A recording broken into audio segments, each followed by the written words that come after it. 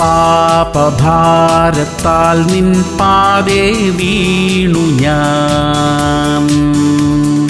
പാപമാകെ നീക്കി എന്നെ ചേർത്തു നീ.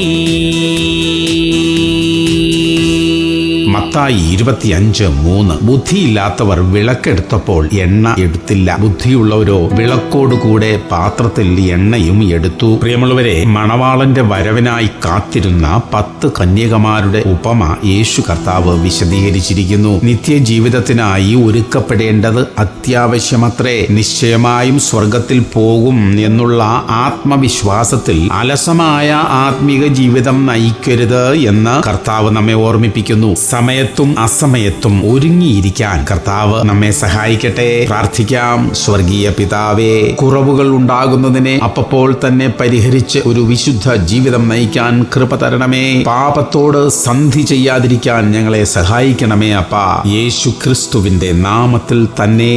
ആമേൻ, ആമേൻ, ആമേൻ.